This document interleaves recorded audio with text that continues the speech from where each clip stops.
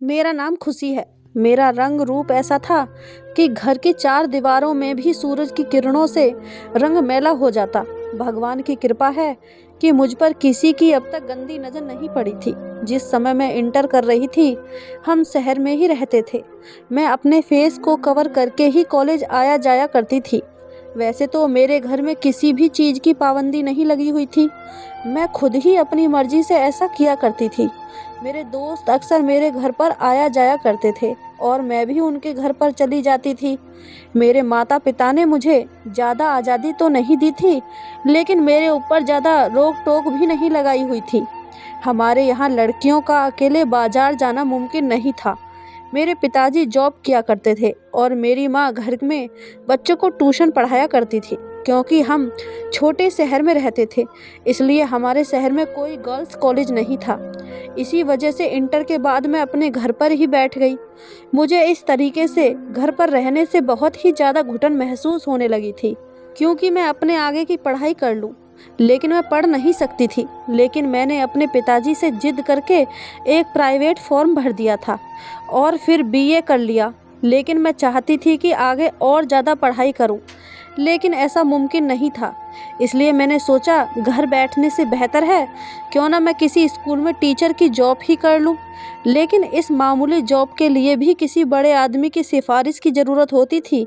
मैंने अपने पिताजी से इस बारे में बात की तो वो भी मान गए और कहने लगे कि ठीक है, मैं चौधरी साहब से बात करता हूँ। हमारे इलाके के एक सरपंच थे, यहाँ उनकी बहुत ज़्यादा चलती थी क्योंकि वो बहुत ही ज़्यादा हैंडसम दिख रहे थे। उनको देखने से ही पता चलता था कि इलाके में उनका कितना रोब है। उनकी पर्सनैलिटी ही ऐसी थी और कोई ज़्यादा उम्र भी नहीं थी। वो एक सेहतमंद आदमी दिख रहे थे। नूर उनके चेहरे से झलक रहा था। उनके कपड़े भी बहुत ही अच्छे थे। जैसे ही वो कमरे में आए, पूरा कमरा खुशबू से महक गया और ये उनके अंदर से खुशबू आ रही थी। ये एक ऐसा पल था जिसने पहली नज़र में ही मुझे उनका दीवाना बना दिया था। मैंने अब तक अपना चेहरा नहीं खोला था। मैं उन्हें बहुत गौर से देख रही थी, जिनको सब लोग यहाँ पर चौधरी साहब कहते थे। उन्होंने सिर्फ एक बार ही नज़र भर के मुझे देखा था और मेरे पिताजी से नौकरी की सिफारिश ली। मैंने अपना चेहरा अब तक कवर किया हुआ था। उन्होंने पिताजी से कहा कि आप बेफिक्र रहें, आपकी बेटी की जॉब लग जाएगी।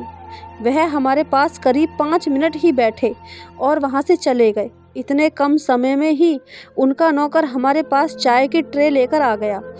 उसने वो चाय की ट्रे हमारे आगे रख दी और उस ट्रे में चाय के साथ साथ नमकीन, बिस्किट और काफ़ी हल्की फुल्की चीज़ें मौजूद थीं। हमने वहाँ पर सिर्फ चाय ही पी और पिताजी ने नौकर से कहा कि अब हम चलते हैं। वह हमारे साथ घर के गेट तक आया और फिर एक ड्राइवर से कहने लगा कि इन मेहमानों को उनके घर तक पहुँचा दो। जाते समय शायद चौधरी साहब ही हमारे लिए गाड़ी का इंतज़ाम करके गए थे। शायद उनकी मेहमान नवाजी का यही तरीका होगा। उस दिन मैं चौधरी साहब से बहुत ही ज़्यादा इम्प्रेस हो गई थी। मैं बता नहीं सकती, सबसे ज़्यादा खुशी मुझे इस बात की हो रही थी कि उन्होंने मेरी जॉब के लिए हामी भर दी थी। कुछ दिन बाद मेरे पिताजी ने बताया कि चौधरी साहब ने बुलाया है, तुम्हारी नौकरी पक्की हो गई है। उनके घर के पास जो गर्ल्स स्कूल है, चौधरी साहब ने अपनी ज़मीन सरकार को दे दी है। इंसानियत के नाते उसमें स्कूल बनाया गया था। वहाँ पर एक लेडी टीचर की जगह खाली थी, वहाँ उन्होंने तुम्हारी बात कर ली है। इतनी जल्दी अपनी नौकरी की खुशखबरी सुनकर मैं तो फूले नहीं समा रही थी। अब मुझे पता चल गया था कि सच में चौधरी साहब का कितना बड़ा रुतबा था। लोग उनकी तारीफ ऐसे ही नहीं किया करते थे, वो सब लोगों की मदद किया करते थे। इसके बाद जब मुझे जॉब मिली तो मैं स्कूल में पढ़ाने के लिए चली गई। हमारे शहर से ये स्कूल 20 किलोमीटर की दूरी पर था। बस लगी हुई थी जो सुबह सारे टीचर्स और बच्चों को स्कूल में लेकर जाती और स्कूल छूटने के बाद वापस अपने अपने घर पर छोड़ा करती। इस बस में आते जाते हम लोग बहुत ज़्यादा खुश थे और वो बस भी चौधरी साहब ने ही लगवा कर दी हुई थी। मेरे पिता एक शरीफ इंसान थे और वो बहुत ही ज़्यादा ईमानदारी से काम किया करते थे, इसलिए सब लोग उनकी बहुत ज़्यादा इज्जत करते थे। जब मैंने स्कूल में पढ़ाना शुरू किया तो किसी ने इस बात पर कोई ऐतराज़ नहीं किया। एक दिन जब हमारे सारे टीचर्स रोड पर खड़ी होकर अपनी बस का वेट कर रही थी, एक हवा का झोंका आया और मेरे चेहरे से नकाब उड़ाकर ले गया। इसके बाद उसी समय चौधरी साहब भी वहाँ से निकल रहे थे और उन्होंने जाते जाते मेरा चेहरा देख लिया। अगले ही दिन चौधरी साहब हमारे घर पर आ गए और मेरे पिता से मेरा हाथ मांगने लगे। मेरे पिता को उनकी बात सुनकर बहुत ही ज़्यादा हैरानी हुई, क्योंकि वह सोच भी नहीं सकते थे कि हमारे इलाके का इतना इज्जतदार और इतना बड़ा आदमी मेरे घर पर मेरी बेटी का हाथ मांगने आएगा। मेरे पिता ने मेरी माँ से इस बारे में मशवरा किया और फिर यह सोचकर हाँ कर दी कि चौधरी साहब से शादी के बाद मेरी तो किस्मत ही खुल जाएगी। जब मेरी शादी चौधरी साहब से हुई तो मेरे रिश्तेदार और मेरे दोस्त सभी मेरी किस्मत पर रस कर रहे थे। वो कह रहे थे कि आप तो अब हमारी मालकिन बन गई हो। चौधरी साहब ने मुझे सर से पैर तक सोने से पीला किया हुआ था। इनकी हवेली में बहुत ज़्यादा खूबसूरत के फर्नीचर लगाए हुए थे और उसके साथ साथ नौकरों की एक बड़ी सी फौज भी मौजूद थी और बहुत ज़्यादा गाड़ियाँ भी वहीं पर खड़ी थी। जब मैं शहर से गांव आई तो चौधरी साहब की दुल्हन देखने सारे गांव की औरतें इकट्ठा हो गईं। वो मुझे बहुत गौर से देख रही थी और मेरी बहुत ज़्यादा तारीफ भी कर रही थी। चौधरी साहब की उम्र की उनकी एक बहन थी जिसकी अभी तक शादी नहीं हुई थी। वो उन सब की मेहमान नवाजी बहुत अच्छे से कर रही थी और शहर और गांव में ज़मीन आसमान का फ़र्क महसूस होता था। यहाँ पर औरतें अपनी मर्जी से घर से बाहर नहीं जा सकती हैं। किसी से मिलना जुलना और कहीं आना जाना बहुत बुरा समझा जाता है। वह गांव की औरतें तो हमारे घर पर आ सकती थीं, लेकिन हम उनके घर नहीं जा सकते। यहाँ पर औरतें घर से बाहर नहीं जा सकती थीं। घर से बाहर जाना तो बहुत दूर की बात है, यहाँ तो चौधरी के घर की औरतों की आवाज़ भी बाहर नहीं जा सकती थी। हर बात पर पाबंदी लगी हुई थी। इस घुटन भरे माहौल में मेरा दिल बहुत घबराने लगा था। चौधरी साहब मेरा बहुत ख्याल रखते थे। यहाँ के नौकर भी हर समय मेरे हुक्म के इंतज़ार में ही रहा करते। जिस भी काम के लिए मैं हुक्म देती उसे समय से पहले पूरा कर देते। धीरे धीरे मेरे पति मुझसे प्यार करने लगे थे। मैं उनके प्यार में पड़ चुकी थी और मैंने उनकी हवेली को एक खूबसूरत सा स्वर्ग बना दिया। इस स्वर्ग में सिर्फ मेरा हुक्म चलता था। मैं यहाँ की मालकिन थी और चौधरी साहब यहाँ के राजा थे। उनकी इतनी ज़्यादा मोहब्बत ने मेरे सोए हुए अरमानों को जगा दिया। मैं पूरी तरह उनकी हो चुकी थी। अब मैं उनके बिना और वो मेरे बिना जीने का सोच भी नहीं सकते थे। चौधरी साहब मुझे अच्छी अच्छी जगह पर घुमाया फिराया करते थे। वो मुझे दूसरे शहर भी घुमाने लेकर जाया करते थे। मेरी हर चीज़ का ख्याल रखते। लेकिन इस गांव की पाबंदियां बहुत ही बड़ी थीं, बहुत ज़्यादा थीं। यहाँ तक कि हमारे घर पर शहर से मेरे कोई दोस्त भी मिलने नहीं आ सकते थे। अजनबियों की तरह मेरे मायके वाले भी डरे डरे रहते थे। बस थोड़ी देर के लिए मुझसे मिलने आते और जब मैं कहती कि मुझे अपने माता पिता से मिलने जाना है तो 6 महीने के बाद चौधरी साहब गाड़ी खुद चलाकर वहाँ पर मुझे ले जाते। मैं अपने माता पिता के घर कुछ ही देर बैठती और वापस आ जाती।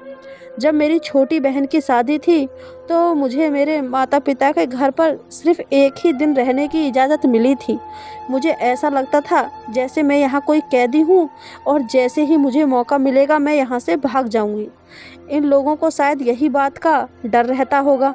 अब मेरी ज़िंदगी पाबंदियों से भर गई थी, लेकिन मैं ये पाबंदियाँ सिर्फ इस वजह से बर्दाश्त कर रही थी कि चौधरी साहब मुझसे बहुत ही ज़्यादा मोहब्बत किया करते थे और मैं भी उनसे मोहब्बत करने लगी थी।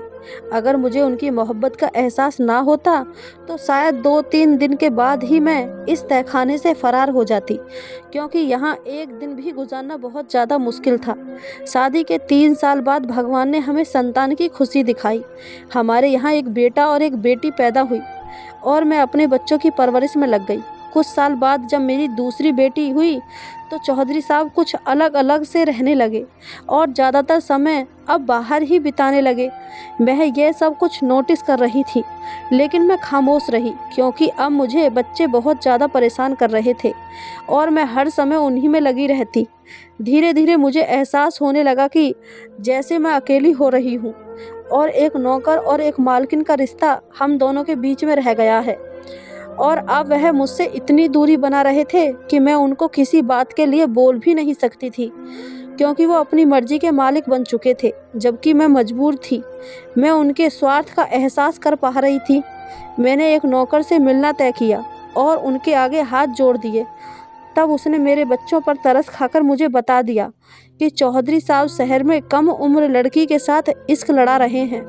उसको लेकर बाहर दूसरे शहर में जाते हैं और उसे बहुत ज़्यादा शॉपिंग करवाते रहते हैं और उस पर ज़्यादा पैसा भी खर्च करते हैं। अगर कोई बात दिल को लग जाए तो फिर चैन नहीं आता है। एक दिन मैंने चौधरी साहब से पूछ ही लिया कि सुना है आप दूसरी शादी करने वाले हैं। उन्होंने जवाब दिया कि तुम अपनी जगह पर अपने घर पर रहो और अपने बच्चों को संभालती रहो। मेरी ज़िंदगी में दखल देने की कोई ज़रूरत नहीं है। मैं घर के बाहर हज़ारों काम करता हूँ। औरतों को इस बात का हक नहीं है कि वह मर्दों के बाहर की ज़िंदगी में दखल अंदाजी करे। अगर तुम्हें मेरी पत्नी बनकर इस घर में रहना है तो आज के बाद इस बात को अपनी ज़ुबान पर मत लाना। ये कहकर वह वहाँ से चले गए और 5 दिन तक घर वापस नहीं आए।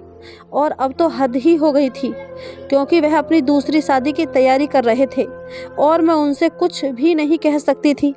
मैं अपने कमरे में छुप छुप कर रोती रहती, लेकिन आखिर कब तक मैं ऐसे घुट घुट कर जीती रहती। एक दिन मैंने हिम्मत करके कह दिया, चौधरी साहब, अगर मैं आपके दिल से उतर गई हूँ तो मुझे मेरे पिता के घर छोड़कर आ जाइए, फिर आप दूसरी शादी कर लेना। मैं आपसे कोई भी शिकायत और शिकवा नहीं करूँगी। उन्होंने खामोशी से मेरी बात सुन ली, मगर मेरी बात का कोई भी जवाब नहीं दिया। कुछ दिन बाद वो मेरे पास आए और मुझसे कहने लगे कि खुशी, तुम आजकल बहुत ज़्यादा उदास और परेशान रहने लगी हो। चलो तुम्हें कहीं घुमाकर लेकर आता हूँ। चलो गाड़ी में शहर के चक्कर लगा कर आते हैं। उन्होंने काफ़ी दिन बाद घर से बाहर लेकर जाने को कहा था तो मैं खुश हो गई और ये सोचने लगी कि चलो इस घुटन भरी ज़िंदगी से थोड़ी देर के लिए राहत तो मिल जाएगी, मेरी जान को छुटकारा तो मिलेगा। मैं जल्दी से बच्चों को नहलाकर तैयार करके फिर खुद भी तैयार हो गई और हम लोग शहर आ गए। जब हम मेरे पिता के घर के पास आए तो चौधरी साहब कहने लगे कि तुम्हें अपने माता पिता से मिले हुए काफ़ी दिन हो गए हैं। गाड़ी उन्होंने मेरे पिता के दरवाजे पर रोक दी और कहने लगे कि तुम जाकर अपने माता पिता से मिल लो, तब तक मैं अपने बच्चों को पार्क में घुमाकर लाता हूँ। तब मैं उनकी चालाकी नहीं समझ पाई थी और अपने माता पिता से मिलने की खुशी में मैंने जल्दी से कार का दरवाज़ा खोला और अपने घर के अंदर चली गई। सुबह से दोपहर और दोपहर से शाम हो गई, लेकिन चौधरी साहब मुझे वापस लेने के लिए नहीं आए। मेरा सबसे बड़ा बेटा 8 साल का था और दोनों बेटियां छोटी थीं। मैं अपने बच्चों की याद में बहुत ज़्यादा तड़पने लगी और रो रो कर मैंने अपना बुरा हाल बना लिया था। जैसे जैसे समय बीतता जा रहा था मेरी हालत ख़राब होती जा रही थी। मेरे माता पिता मुझे तसल्ली देते और मुझसे कहते कि अभी बच्चे छोटे हैं, उन्हें लेकर वह कहाँ जाएगा, तुम देखना एक दिन खुद आकर तुम्हें ज़रूर लेकर जाएगा, तुम सब्र करो। लेकिन कोई माँ अपने बच्चों के लिए कैसे सब्र कर सकती है, वो एक पल भी अपने बच्चों से दूर कैसे रह सकती है। एक दिन जब मेरे पिताजी गांव गए हुए थे तो उन्हें पता चला कि चौधरी साहब अपनी दूसरी शादी कर रहे हैं। मेरे पिताजी समझ गए थे कि उन्होंने मुझे घर से इसी वजह से निकाल दिया था ताकि मेरे रोने धोने से उनके रंग में भंग न पड़ जाए। मेरे पिताजी ने मुझसे कुछ भी नहीं छुपाया और मुझे बता दिया कि चौधरी साहब तुमसे छुपकर दूसरी शादी कर रहे हैं और तुम्हारे बच्चे उनकी बहन के पास हैं। जब उसका अपनी शादी से दिल भर जाएगा फिर वो तुम्हें आकर खुद ही ले जाएगा। अगर तुम चुप रहोगी तो वह तुम्हें अपने साथ लेकर जाएगा और अगर तुमने उसको रोकने की कोशिश की तो वह जो चाहे फैसला कर लेगा। मैंने भी अपने दिल में ठान ली थी कि मैं अब खामोश नहीं रहूँगी, मैं अपने हक के लिए ज़रूर लड़ूंगी, क्योंकि मैं इस गांव की घुटन भरी ज़िंदगी को उसकी मोहब्बत की वजह से ही बर्दाश्त कर रही थी। मगर अब जब हम दोनों के बीच में मोहब्बत ही नहीं रही थी तो वहाँ रहने का क्या फ़ायदा था। मेरे 2 महीने बहुत ही मुश्किल से गुजरे थे। एक दिन चौधरी साहब हमारे घर पर आए, लेकिन वो अपने बच्चों को साथ लेकर नहीं आए थे। मैंने उनसे पूछा, बच्चे कहाँ पर हैं? क्या बच्चे आपके साथ नहीं आए? आप बच्चों को साथ लेकर क्यों नहीं आए हैं? तो वो मुझसे कहने लगे कि तुम बच्चों के पास चलना चाहती हो तो मैं तुम्हें लेने के लिए आया हूँ। मेरे दूसरे घर में दीदी के साथ हमारे बच्चे रह रहे हैं, तुम भी वहीं पर रहना। फिर मैंने उनसे कहा, क्यों, आपने हवेली में मेरी सौतन का सामान सजाया होगा? उन्होंने कहा, समझ लो ऐसा ही है। ये मेरी बहुत बड़ी बेइज्जती थी। एक मैं उनकी बीवी बनकर उनकी इज्जत का बहुत ज़्यादा ख्याल रख रही थी और उन्होंने दर्द भरे माहौल में मुझे छोड़ रखा था। अब मैं जी भी नहीं सकती थी क्योंकि मैं उनके 3 बच्चों की माँ थी। मैंने उनसे साफ साफ कह दिया कि जो मेरा घर है मैं वहीं पर रहूँगी जहाँ मैं पहले रहती थी और बच्चे भी मेरे साथ वहीं पर रहेंगे। वरना तो उन्होंने मुझसे कहा, वरना क्या क्या करोगी तुम? मैंने कह दिया कि वरना मैं आपके साथ नहीं जाऊँगी, बस मेरे बच्चे आप मुझे यहाँ पर लाकर दे दीजिए। उन्होंने मुझसे कहा कि एक बार और सोच लो, ये बहुत बड़ा फैसला है, ऐसा ना हो कि तुम अपनी ज़िद की वजह से हम सबसे दूर हो जाओ। मैंने उनसे कहा कि दूर तो मैं हो चुकी हूँ, अब और कितना दूर हो सकती हूँ। उन्होंने भी मुझसे कहा ठीक है। उन्होंने एक बार भी मुझे मनाने की या समझाने की कोशिश नहीं की और वह वहाँ से चले गए। फिर वह कभी भी दोबारा नहीं आए। मैं अपने बच्चों के लिए तड़पती रही, रोती रही, लेकिन उधर से कोई भी खबर नहीं आई। मैं बिल्कुल खामोश हो गई थी। मैं बहुत ज़्यादा परेशान रहने लगी। जब मेरे पिता ने मुझे इतना परेशान देखा तो मेरे चाचा से मशवरा किया, जो कि शहर में रहते थे, वो वकील थे। उन्होंने कहा कि बच्चों के लिए कोर्ट में अपील करते हैं ताकि बच्चों को माँ के हवाले कर दें। इतने छोटे से बच्चे को कानून भी दूर नहीं रख सकता। पिताजी चाचा के दफ्तर में चले गए और कोर्ट में बच्चों की कस्टडी का केस कर दिया। जब चौधरी साहब के पास नोटिस भेजा गया तो उन्होंने बदले में मुझे तलाक के पेपर भिजवा दिए। जल्दबाजी की वजह से मेरे सारे रिश्ते टूट चुके थे। अब मैं हाथ मलती रह गई थी। मैं सोच रही थी कि काश मैंने ऐसा कदम नहीं उठाया होता तो चौधरी साहब किसी न किसी दिन मुझे लेने ज़रूर आ जाते। जब नई शादी का बुखार उनके सिर से उतर जाता तो उन्हें मेरी अहमियत का पता चल जाता और उनकी नज़रों में मेरी अहमियत और भी ज़्यादा हो जाती, क्योंकि मैं उनके 3 बच्चों की माँ थी। मगर जल्दबाजी में मैंने सब कुछ गवा दिया था। मुझे पता नहीं था कि ये कानून सिर्फ किताबों में ही पाया जाता है। आम जिंदगी में औरतों को कभी भी आसानी से अपना हक नहीं मिलता। जब मुझे बच्चों की जुदाई में रह रहकर दौरे पड़ने लगे तो चाचा ने अदालत में चौधरी साहब पर बच्चों की कस्टडी मुझे मिल जाने का केस लगा दिया था। अभी केस चल ही रहा था कि एक दिन भगवान की मर्जी से मेरे पिताजी को हार्ट अटैक हुआ और वो इस दुनिया से चले गए। अब हमारा इस दुनिया में कोई भी सहारा नहीं था और केस हारने की सबसे बड़ी वजह ये बनी कि मेरा बेटा राहुल, जो कि अब 9 साल का हो गया था और मेरी सारी उम्मीदें उसी से जुड़ी हुई थी। उसकी भोली भाली सूरत मेरी खुशियों की वजह थी। मैं उसे कैसे भूल जाती। उस दिन मेरे ऊपर कयामत टूट पड़ी जब अदालत ने फैसला किया कि चौधरी साहब अपने बेटे राहुल को रखने का ज़्यादा हकदार हैं। उस फैसले में ये वजह बताई गई कि राहुल की माँ जिम्मेदारी उठाने लायक नहीं है। उसके बाप का देहांत हो चुका है और उसके घर में कोई दूसरा आदमी कमाने वाला भी नहीं है। उसकी माँ भी एक डाइवोर्स हो चुकी है और वह कोई नौकरी भी नहीं कर सकती, जबकि बच्चों का बाप एक खुशहाल और जमींदार इज्जतदार आदमी है और बहुत ही ज़्यादा अमीर भी है। वो बच्चों की परवरिश अच्छे से कर सकता है। अपने बेटे की परवरिश में वो कुछ भी कर सकता है। इसके अलावा वो अपनी हैसियत की वजह से अपनी पढ़ाई लिखाई भी अच्छी तरीके से करवा सकता है। तो बाप के पास बेटे का फ्यूचर ज़्यादा अच्छा रहेगा और उनकी माँ बच्चों को गरीबी के अलावा और कुछ भी नहीं दे सकती। अगर बच्चियाँ चाहें तो कुछ दिन के लिए अपनी माँ के पास रह सकती हैं। उस समय में उनके बाप को उनका खर्चा देना पड़ेगा। मुझसे अपने बेटे राहुल की जुदाई बर्दाश्त नहीं हो रही थी। मैंने अपने चाचा से कहा कि जब तक राहुल मेरे पास नहीं आएगा मैं बच्चियों को नहीं लूँगी। आप कुछ भी करें, मुझे राहुल चाहिए। अभी फैसले की सिर्फ कॉपी ही मिली थी। अभी जज साहब ने अपना आखिरी फैसला नहीं सुनाया था। एक दिन चौधरी साहब ही गाड़ी हमारे दरवाजे पर आकर रुक गई और वह गाड़ी में ही बैठे रहे, जबकि उनकी एक नौकरानी मेरी दोनों बेटियों को घर के अंदर लेकर आई और मुझसे कहने लगी कि मालकिन, आपके बच्चों को मैं आपके पास देने के लिए आई हूँ। मैंने पूछा चौधरी साहब कहाँ हैं, तो कहने लगी कि वह गाड़ी में बैठे हुए हैं। और राहुल? मेरे सवाल का उस नौकरानी ने कोई भी जवाब नहीं दिया। फिर मैंने बहुत ही कोशिश की कि मैं जाकर चौधरी साहब से मिलूं। फिर मैं भागती हुई चौधरी साहब के पास गई और उनसे कंधों को जोर जोर से हिलाकर बोली कि बताओ मेरा राहुल कहाँ है, उसे क्यों अपने साथ नहीं लेकर आए, जबकि अदालत के फैसले के अनुसार वो मेरे बेटे को मुझसे मिलने के लिए ला सकते हैं। मुझे रोता हुआ देखकर वो नौकरानी भी बहुत ही ज़्यादा रोने लगी। उसने कहा कि तुम्हारा बेटा राहुल अब इस दुनिया में नहीं है। चौधरी साहब का और उनकी बहन का उनकी जायदाद को लेकर झगड़ा हो रहा था। बहन अपने हिस्से की आधी जायदाद अपने छोटे भाई के नाम पर लिखवाना चाहती थी, लेकिन चौधरी साहब यह बंटवारा नहीं करना चाहते थे।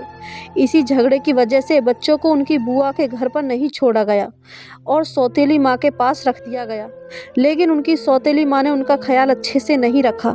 एक दिन राहुल को बहुत तेज बुखार आया था और छोटी मैडम ने उन्हें बुखार में नहला दिया। कहने लगी कि बुखार में नहलाने से बुखार उतर जाता है, लेकिन उस बुखार का क्या उतरना था। बुखार और ज़्यादा ही तेज हो गया। सर्दी से उस मासूम को निमोनिया हो गया। मैं रोने लगी और वहीं पर बेहोश हो गई। मेरी तो दुनिया ही उजड़ चुकी थी। मेरा सब कुछ खत्म हो चुका था। मेरी माँ ने उस नौकरानी को बाहर गाड़ी तक पहुँचाया और साहब दोनों बेटियों को हमारे पास छोड़कर चले गए थे। उसके बाद वह हमारे दरवाजे पर कभी भी नहीं आए, लेकिन उनकी बहन हर महीने हमसे मिलने ज़रूर आती थी। हमसे मिलने से उन्हें बहुत अच्छा लगता था। वो मेरे बच्चों से बहुत ज़्यादा मोहब्बत करती थी। उन्हीं की बहन से पता चला कि चौधरी साहब ने दूसरी पत्नी को भी तलाक दे दिया है, क्योंकि उसके तौर तरीके खानदानी पत्नियों की तरह नहीं थे। वो बिल्कुल भी अच्छी नहीं थी। वह हमारे रीति रिवाज को नहीं मानती थी। मेरे बच्चों के साथ उसका बर्ताव बिल्कुल भी अच्छा नहीं था।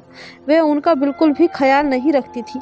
चौधरी साहब उनसे बहुत ही ज़्यादा नाराज़ रहने लगे थे और जब राहुल का देहांत हो गया तो उन्होंने उसका जिम्मेदार उसे ठहराया और दूसरी पत्नी को तलाक दे दिया। अब उन्हें पछतावा होता है कि उन्होंने जो कुछ भी तुम्हारे साथ किया वो बहुत ही ज़्यादा गलत किया। तुम्हें घर से निकाला और तुम्हें तुम्हारे बच्चों से भी दूर किया। शायद ये सब उसी की वजह से हुआ है। मैं बदनसीब अपने भगवान के सामने रोती रही कि आखिर मेरा क्या कसूर था कि मैं अपने बेटे को आखिरी बार नहीं देख सकी। इन सब के बाद मैं क्या कर सकती थी। और 2 साल के बाद चौधरी साहब ने तीसरी शादी भी कर ली। ये औरत उनके खानदान में किसी के दूर के खानदान की थी। लोग उनकी बहुत ही ज़्यादा तारीफ करते थे।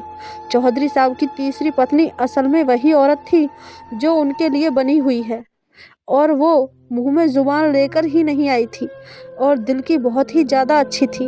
वो सबसे बहुत ज़्यादा घुल मिलकर रहा करती थी।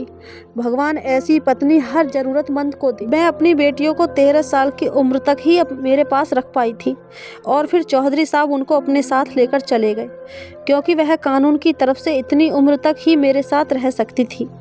मैंने भी कोई जिद नहीं की, क्योंकि मेरी माँ ने मुझे समझा दिया था कि बेटियां बाप के पास ही रह सकती हैं। ज़माना बहुत ज़्यादा ख़राब है। जवान बेटियों को पढ़ाना लिखाना और शादी करना एक तलाकशुदा औरत के बस की बात नहीं है, और हमारे घर पर तो कोई मर्द भी कमाने वाला नहीं था, तो मैं अच्छे घराने में उनकी शादियाँ कैसे कर पाती। अगर उनको अपनी माँ से मोहब्बत होगी तो शायद वो ज़रूर तुमसे मिलने के लिए आएंगे। ऐसा मेरी माँ मुझे ठीक से समझा रही थी और वो बिल्कुल ठीक भी कह रही थी। चौधरी साहब के घर पर उनकी पढ़ाई का इंतज़ाम हुआ और उनकी पढ़ाई पूरी होने के बाद अच्छे ख़ानदान में उनकी शादियां कर दी गई। आज वो अपने पतियों के साथ बहुत ज़्यादा खुश थी। आज उनके पास बच्चे भी हैं, उनके पति भी हैं, समाज में उनकी बहुत ज़्यादा इज्जत भी है और एक बहुत बड़ा मकान है, और वह कभी कभी मुझसे मिलने के लिए भी आती हैं और मुझे अपने घर पर भी लेकर जाती हैं। मेरे बच्चे जाने के बाद मैं अपने चाचा के साथ चली गई, क्योंकि चाचा हमसे बहुत ज़्यादा प्यार करते थे। चाचा मुझे और मेरी माँ को अपने साथ अपने घर लेकर चले गए थे। उन्होंने मेरी दूसरी शादी के लिए कई बार जतन किए थे, लेकिन मैं इनकार कर दिया करती थी, क्योंकि दूसरी शादी करने के बाद मैं अपनी बेटियों को नहीं खोना चाहती थी। अगर मैं दूसरी शादी कर लेती तो मेरी बेटियां मुझसे रिश्ता ख़त्म कर देती। वह मुझसे मिलने को तड़पती रहती और उनके पति उन्हें मुझसे मिलने नहीं दिया करते और न ही मुझे उनके घर जाने की इजाज़त होती। मैं अपनी बेटियों का रिश्ता अपनी खातिर नहीं ख़त्म कर सकती थी। मैंने उनकी खातिर अपनी ज़िंदगी की कुर्बानी दी हुई थी और मुझे इस कुर्बानी पर कोई भी दुख नहीं था। मेरी माँ के देहांत के बाद मेरी बेटी ने मुझे अकेला नहीं छोड़ा था। वो मुझे अपने घर पर लेकर चली गई। मेरी दोनों बेटियों के पति भी बहुत अच्छे थे और वो मेरी बहुत ज़्यादा इज्जत किया करते थे। दोनों की शादी एक ही घर में हुई थी। ये दोनों देवरानी जिठानी थी। उनके ससुराल वाले भी मेरी बहुत ज़्यादा इज्जत किया करते थे। उनके ससुर भी मेरी बहुत ज़्यादा इज्जत करते थे। उनकी पत्नी का देहांत बहुत पहले हो चुका था। मुझे अपनी बेटियों के पास आए हुए कुछ ही दिन हुए थे और उनके घर के माहौल में मैं अच्छे से ढल चुकी थी। मेरे दोनों दामाद भी बहुत अच्छे थे। उन्होंने मुझे अपनी माँ का दर्जा दिया हुआ था। अब हम सब उनके घर में एक साथ हंसी खुशी रह रहे हैं। मेरी बेटियों ने मेरी बहुत ज़्यादा खातिरदारी की थी। मेरे दामाद भी मुझे बहुत अच्छा समझते थे। उन्होंने मुझे सहारा दिया, ज़िंदगी की बहुत सारी खुशियाँ दी।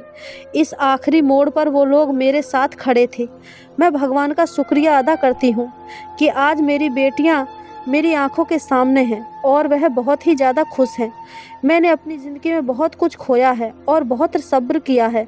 भगवान ने मुझे उसका फल भी इतना ही अच्छा दिया है। चौधरी साहब का घर यहाँ से कुछ दूरी पर था, मगर वह कम ही बेटियों से मिलने आते थे। जब कभी अपनी बेटियों से मिलने आते थे तो बेटियों से मिलकर चले जाते और मैं भी अपने कमरे में चली जाती थी। मैं कभी भी उनके सामने नहीं आती थी। मैं नहीं चाहती थी कि मेरा और उनका आमना सामना कभी भी हो। उम्र के इस आखिरी हिस्से में भगवान ने मुझे इतना ज़्यादा खुश रखा था और इस वजह से मैं हर समय भगवान के आगे हाथ जोड़ती रहती थी और उसका शुक्रिया अदा करती रहती थी। दोस्तों, उम्मीद करती हूँ कि आपको हमारी ये कहानी पसंद आई होगी। कहानी पसंद आई हो तो वीडियो को लाइक करें, कमेंट करें, शेयर करें और चैनल को सब्सक्राइब करें। धन्यवाद दोस्तों।